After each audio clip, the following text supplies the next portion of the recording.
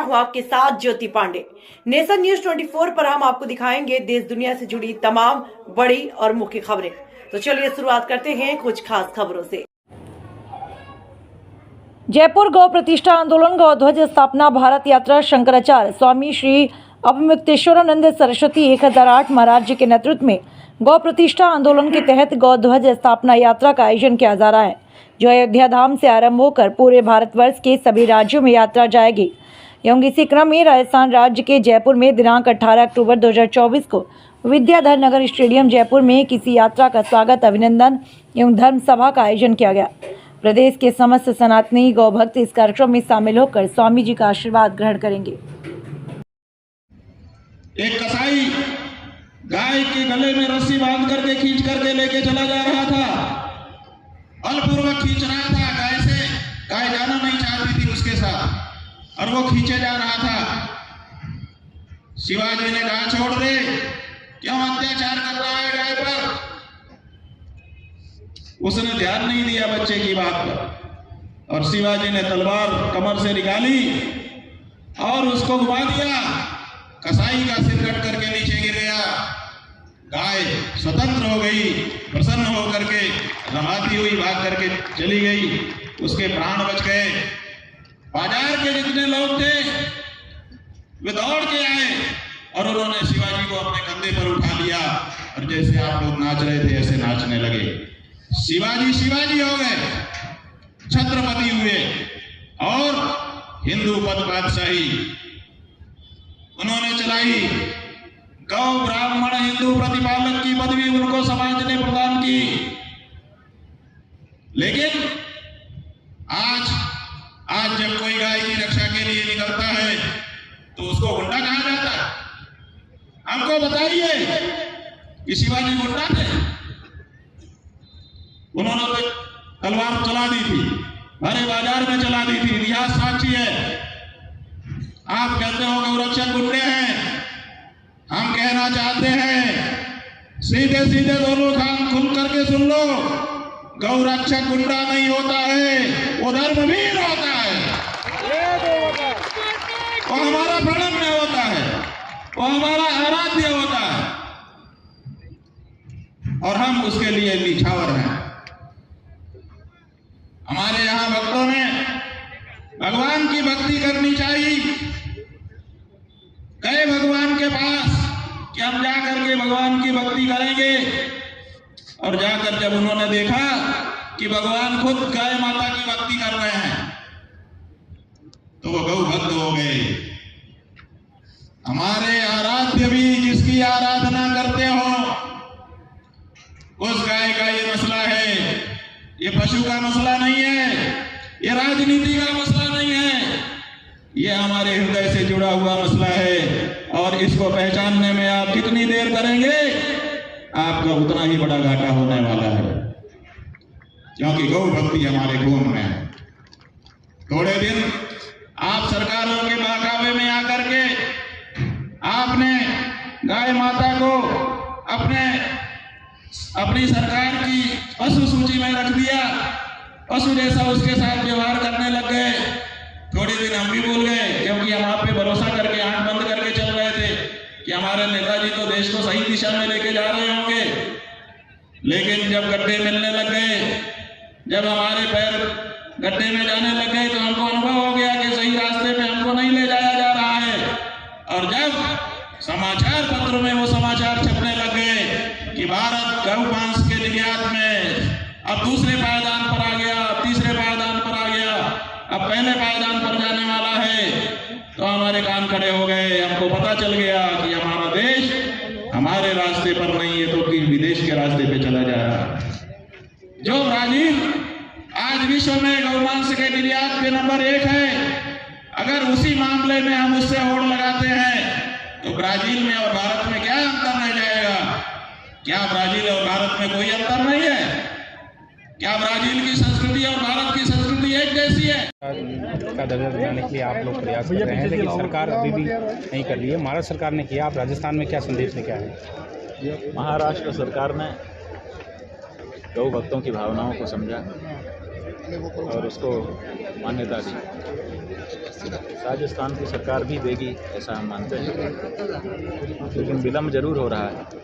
हमको लगता था कि ये आगे आएंगे और जल्दी करेंगे। होगी कोई समस्या, लेकिन हमको आशा है कि ये करेंगे।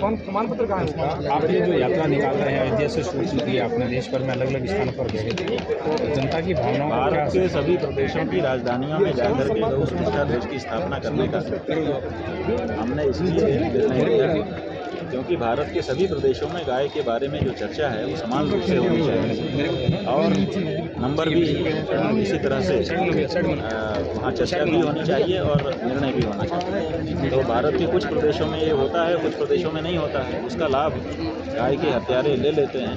एक जगह जहाँ पर गाय की हत्या पर रोक है वहाँ से ट्रकों में भरकर, जहाँ रोक नहीं है वहाँ ले जाते हैं और वहाँ पर उनका कत्ल करते हैं। तो इसीलिए हमने सोचा कि भारत के सभी प्रदेशों में मिल करके इस बात को उठाना चाहिए और सब जगह पर एक जैसा कानून बनवाना चाहिए। आपने कहा कि गोरक्षा करने वालों को गुंडा बोल दिया जाता है, तो उनके लिए क्या संदेश आपने? हाँ, अच्छा नहीं लगता है। देखिए, हमारे यहाँ हमारे इतिहास में जाने कितने लोग हुए हैं जिन्होंने गाय की रक्षा के लिए अस्त्र उठाए, लेकिन उनको कभी गुंडा नहीं कहा।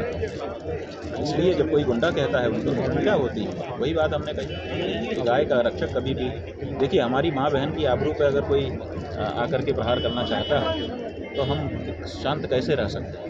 तो वो भी हमारी माँ है, इसलिए उस पर जब आघात होता है तो उसको भी हम सह नहीं पाते। देश की सरकारें हिंदुत्व के नाम पे, सनातन के नाम पे, गाय माता के नाम पे वोट बटोरते हैं, चुनाव आते हैं। यही तो हमारा कहना है कि हम हिंदुओं का वोट लेते हैं और हमारी ही माता को बोटी बोटी करके बेचते हैं। दोनों कैसे चले? या तो हमारा वोट लेना बंद करो और या तो फिर हमारे भावना के अनुसार गौ माता का सम्मान करो। यही बात है। तो वो तो लेना क्या बंद करेंगे, वो तो मांगेंगे ही, लेकिन हम देना बंद कर देंगे। ये निर्णय है। और राजस्थान सरकार से किस तरह से क्या मांगे हैं? और राजस्थान सरकार के बारे में यहाँ पर अभी बहुत बड़ी सभा हुई, बहुत बड़े वक्ता भी थे और भी संत महंत थे, बहुत बड़ी जनमेदिनी। लगभग लोगों का विचार था कि ये लोग, हमारा प्रदेश चूँकि गौ भक्त है, सबसे ज़्यादा पूरे देश में अगर गायें कहीं पर हैं तो राजस्थान में है। तो राजस्थान में पहले से गौ भक्ति है, इसलिए यहाँ की सरकार भी ये करेगी, ऐसा उन सबका मानना है।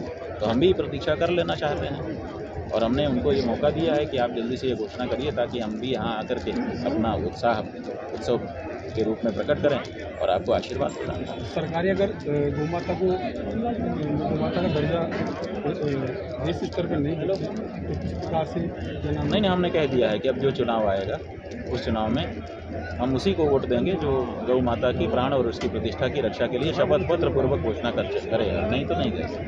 तो धीरे धीरे ये बात सनातन धर्मियों के और गौ भक्तों के हृदय में जा रही है। और आपको बता दें, अभी हम पूरे देश की यात्रा लगभग करके आ रहे हैं, 25 प्रदेशों में जाके आ रहे हैं निरंतर, एक दिन एक प्रदेश। तो हमने देखा है कि वहाँ पे हमसे मुसलमान भी मिले, हमसे ईसाई भी मिले, दूसरे लोग भी मिले और सब ने कहा कि ये आपकी मांग अच्छी है और ये होना चाहिए।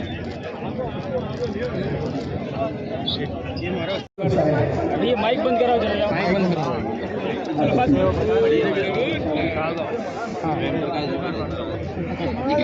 महाराज जी बताएं,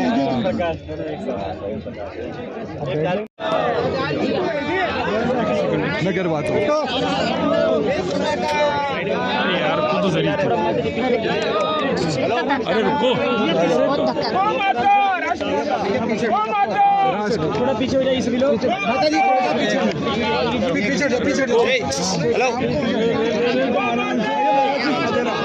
अरे एक मिनट, एक साइड में महाराज, एक मिनट खुद से थोड़ा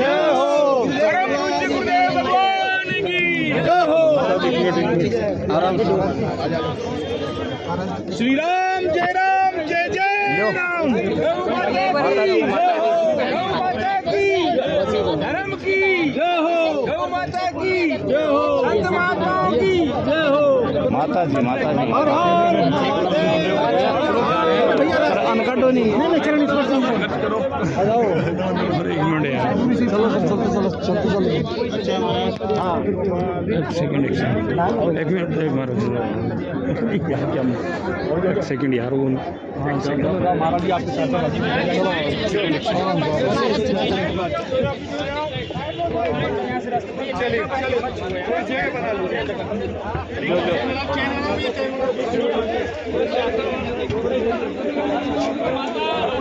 से नंदू जी, आसीन से गणपत सिंह जी, मांडल से नंदलाल जी, शाहपुरा से दुर्गेश जी, हिंडौल से संदीप जी, कोटा दक्षिण से आशीष जी, सांगोल से जितेंद्र जी, रामगंज मंडी से राधा रामपुरी जी, बूंदी से बुधो सुबोध दास जी, लाडपुरा से गोविंद जी, केसरो पाटन से रामदास जी, कोटा उत्तर से चंदन दास जी, पिपलाद से दुर्गा शंकर जी, भवानी मंडी से कैलाश जी, 12 अंटरू से जितेंद्र। ये सत्यवादी दानशूर और लोभ रहित पुरुष किसी माँ की कोख से ही जन्मते हैं। जैसे कि पूज्य महाराज श्री आज हमारे बीच में पैदा है, ऐसे महाराज श्री